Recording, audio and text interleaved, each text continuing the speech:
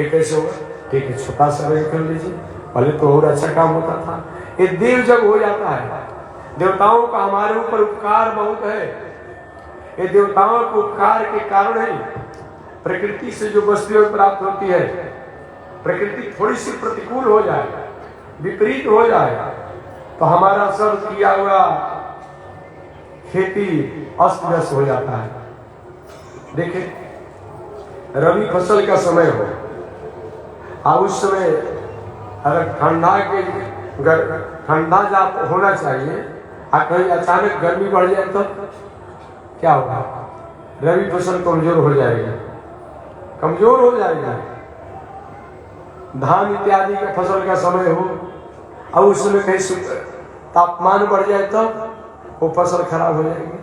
तो प्रकृति की व्यवस्था करके और प्रकृति की स्थितियों की व्यवस्था करके ये प्राणियों का कल्याण करते हैं। देवताओं का एक दिन है।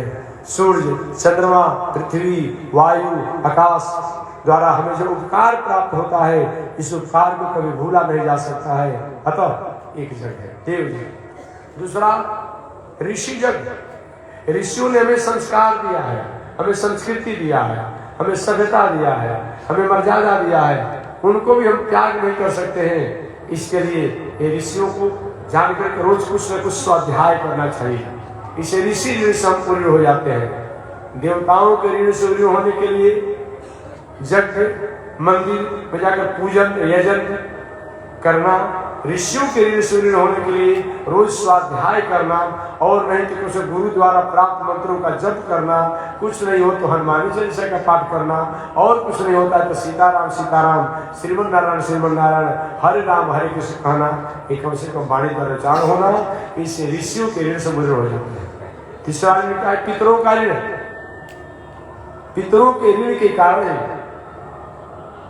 आज वंश का विस्तार होता है। अगर पितरों की कृपा न हो तो वंश विस्तार न हो। कितना बड़ा उपकार उनका है। उनके लिए भी कभी तर्पण, कभी श्राद्ध, कभी कुछ न कुछ कर देना चाहिए। ये सब यज्ञ है। उसके बाद अतिथि यज्ञ। अतिथियों के लिए, अतिथि माने केवल द्वार पर आने वाला अतिथि नहीं होता है। अतिथि का मतलब घर में वृद्ध लोग, बालक, विद्वान, ये जो होते हैं उनको अतिथि कहा जाता है। वृद्ध को, बालक को, विद्वान को, रोगी को भी अतिथि कहा जाता है। उसको भी अतिथि कहा जाता है। और ऐसे बिना समय की कोई आ जाए उसको भी अतिथि कहा जाता है। इनकी सेवा करना ये भी एक यज्ञ है, ये भी एक यज्ञ बताया गया है। उसके बाद चिट्टी के लिए, कभी कभी कौवे के लिए, कभी मछली के लिए, कभी गाय के लिए एक कुछ ग्रास निकाल देना, गौशाला में कह देना, ये भी सब जगह है। तो ऋषि लोग जानते थे कि जीवन में नहीं चाहने के बाद भी कुछ न कुछ हमारे द्वारा त्रुटियां हो सकती है, दोष हो सकता है। उसके लिए ऋषियों ने इन यज्ञों को करने को बताया।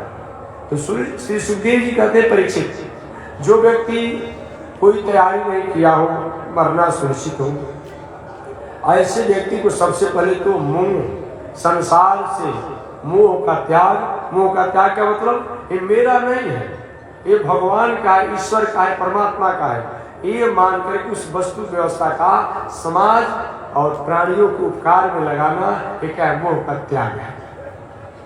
मोह का त्याग नहीं है, मेरा नहीं है, ये समाज के लिए है। और समाज परमात्मा द्वारा बनाया गया है, प्रकृति को परमात्मा ने बनाया है।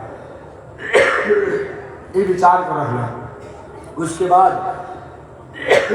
तस्मात् भारत सर्वात्मा कहे हैं कि सबसे पहले हे भरत वंश में समर्पण, हे यशस्वी राजा परीक्षित, ऐसे मेहमान पुरुष को चाहिए कि वह, देखो ना बाबू क्या बिगाड़ दिया, देखो सीधी जरा, देखो टेबल कम करो ना।